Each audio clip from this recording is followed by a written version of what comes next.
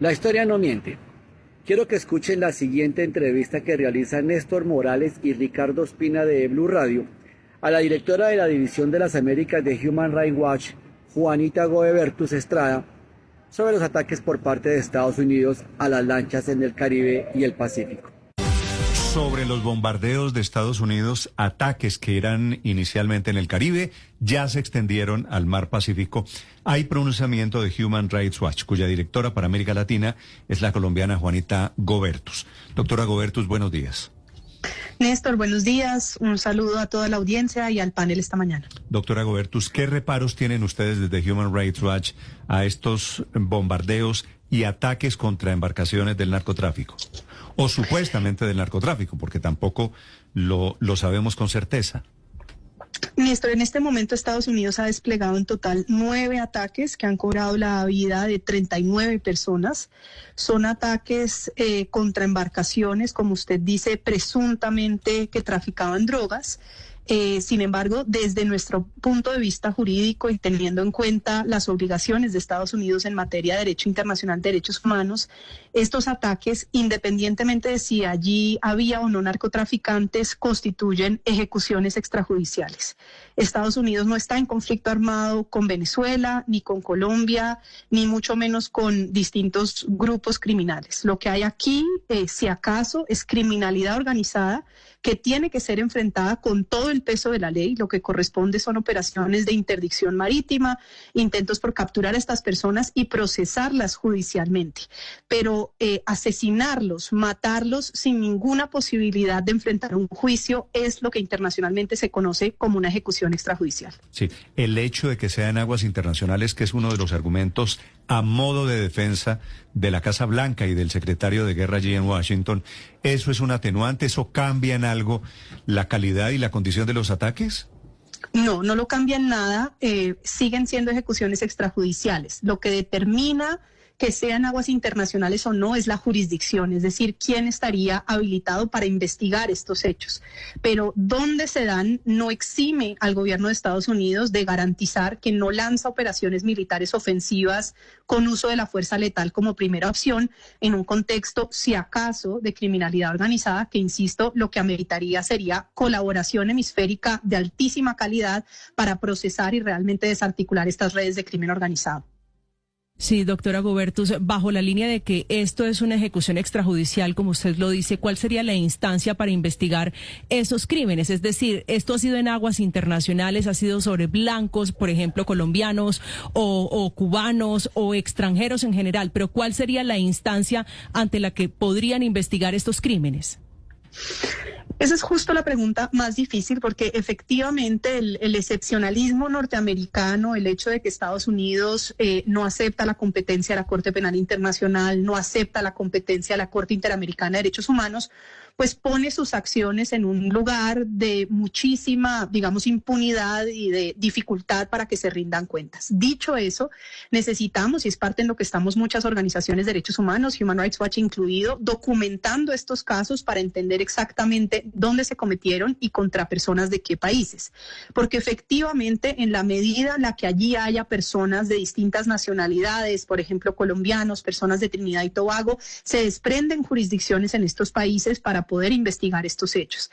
En el pasado, las propias Cortes de Estados Unidos, frente a abusos, por ejemplo, en su momento en Guantánamo o las torturas de Abu Ghraib, tomó decisiones para ir ampliando competencias de lo que podía ser juzgado en Estados Unidos. Este es un caso muy difícil justamente porque en la información que tenemos hasta el momento parecería ser en aguas internacionales, pero lo que no puede suceder es que simplemente Estados Unidos diga, no tengo ningún problema, asesino a personas sin judicializarlas y que no tengamos una movilización por hacer que estas personas, particularmente bajo el gobierno de Estados Unidos, rindan cuentos por estos hechos. Doctora Goebertus, el argumento del gobierno de Estados Unidos para iniciar esta ofensiva contra el narcotráfico a través de bombardeos, primero en el Mar Caribe y ahora también en el Océano Pacífico, es la declaratoria de los carteles de la droga como organizaciones terroristas, como una amenaza interna para los estadounidenses.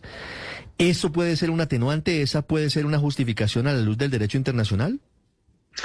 Entonces, ¿qué es lo que sucede? La forma en la cual el gobierno Trump viene escribiendo esto como un conflicto armado sería, digamos, la característica que permitiría hacer un uso de la fuerza en el marco del derecho internacional humanitario, es decir, la idea de que este es un contexto de guerra.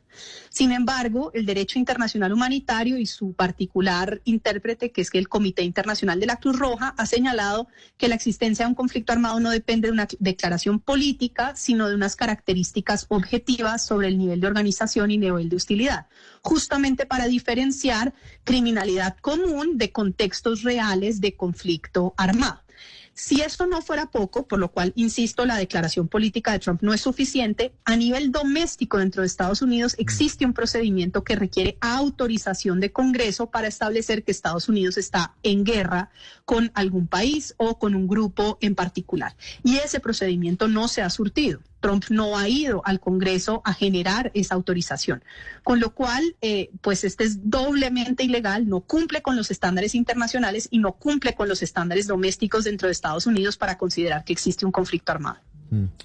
Doctora Gobertus, en gracia de discusión, usted nos dice, y eso es muy claro, si no ha ido por el Congreso no es legal y esa es una discusión de fondo, pero le pregunto por el contexto al menos que ha venido manejando el gobierno del presidente Trump frente a la vinculación política a estos carteles de la droga, en particular el cartel de los soles. El argumento del gobierno de Estados Unidos es que el cartel de los soles es el principal cartel de drogas que envía cocaína hacia Estados Unidos. Y que además de eso el régimen de Nicolás Maduro, que según él es el máximo cabecilla de ese cartel, habría utilizado al Tren de Aragua como brazo armado para atacar y causar zozobra en Estados Unidos, ligándolo al narcotráfico, por supuesto. ¿Esa argumentación podría eventualmente ser válida si el Congreso lo discute? Aquí ha habido toda suerte de mezcla de información por parte del gobierno Trump. Lo primero es señalar que ellos no dicen que sean los principales productores de cocaína, dicen que son los principales productores de fentanilo, cosa que no tiene ninguna base de realidad. La manera en la cual el gobierno Trump, que tiene a nivel doméstico una discusión interna sobre el consumo de fentanilo, conecta ese consumo de fentanilo con producción de drogas en Venezuela y Colombia, dista de toda realidad. Por supuesto que en Colombia hay una crisis muy seria de producción de coca y que esa producción está asociada a la financiación de criminalidad organizada. Pero lo que han hecho, además, entre otros, porque esto no se ha hecho de una manera seria de realmente tener un debate público y una argumentación, una discusión en el Congreso, sino a través de una serie de trinos uniendo toda suerte de información, es generar una vinculación entre cartel de los soles, Tren de Aragua, lanchas saliendo por el Pacífico y por el Caribe, frente a la cual lo que hay son distintos fenómenos criminales de distinta índole, ninguno de los cuales, en mi opinión jurídica, reviste las características de un conflicto armado de carácter no internacional o internacional. Lo que hay es gravísima criminalidad organizada, un nivel de corrupción dentro del gobierno Maduro que ha tenido toda la financiación ilegal para la comisión de lo que la Fact-Finding Mission de Naciones Unidas ha llegado a la conclusión, que es la Comisión de Crímenes de Lesa Humanidad en cabeza de Nicolás Maduro y el alto gobierno. Esa es una discusión serísima sobre gravísimas violaciones a derechos humanos que nada tiene que ver con un conflicto armado. Una discusión distinta es la criminalidad del Tren de Aragua, nacida en la cárcel de Aragua, con fenómenos de criminalidad local en varias ciudades de América Latina. Distintísimo de un conflicto armado, pura criminalidad ordinaria, además en muchos de los casos tercerizada con pequeños grupos que no todos están articulados y mucho menos ligados directamente al gobierno de Maduro. Vale. Y otra discusión muy distinta son organizaciones de crimen que producen droga en Colombia, distintísimas de lo que es un conflicto armado. Sí. Doctora Gobertus, quisiera aprovechar su presencia. Usted, creo recordar, trabajó en la Corte Constitucional, es una muy importante abogada constitucionalista. Esta idea hoy, yo no sé si me puede responder esta pregunta, del presidente Petro, que está, como ya usted debe saber, en modo constituyente. Presentaron el proyecto para hacer una asamblea constituyente. Quiere decir básicamente tumbar la Constitución del 91, aunque el presidente lo que está diciendo es que quiere hacer que se cumpla la Constitución del 91 a través, bueno, que es una figura retórica, es un artilugio, para reformar la Constitución del 91. ¿A usted cómo le parece la idea de meternos en la aventura de la Constituyente? Néstor, dos precisiones. Una, no trabajé nunca en la Corte Constitucional. Me habría encantado, admiro profundamente la Corte, pero no he tenido el gran honor. Lo segundo, desde Human Rights Watch puedo pronunciarme sobre restricciones o violaciones a derechos humanos al Estado de Derecho. En lo que nos hemos pronunciado en este tema es que luego de que se da justamente el fallo que toma la decisión de exonerar al expresidente Uribe, es allí en donde, en un trino, el presidente Petro ataca la independencia judicial y anuncia el reciclaje de esta idea a la constituyente. Lo que yo podría decir es que, independientemente del contenido de los fallos, todos, pero en particular las autoridades públicas, deben aceptar los fallos, aceptar y defender la independencia judicial, y en ningún escenario me parecería que un fallo judicial, cualquiera que sea su contenido, sea la justificación de un presidente para convocar una constituyente con miras a atacar un fallo que considera que no está de acuerdo con él. Es curioso que estos políticos, precandidatos, empresarios y periodistas que aplaudieron la decisión del Tribunal Superior de Bogotá de este 21 de octubre, que en una segunda instancia absolvió al expresidente Álvaro Uribe Vélez, que ya había sido condenado en primera instancia el 28 de julio, sean los mismos que aplauden a Donald Trump por violar los convenios, tratados y normativas internacionales basados en el derecho humanitario internacional y que de facto van en contra de ese derecho al debido proceso. Justificar los bombardeos en el Caribe y el Pacífico es justificar las ejecuciones extrajudiciales o avalar lo que en la Segunda Guerra Mundial realizó el señor Adolfo. Que tu privilegio no nuble tu empatía. La historia no miente.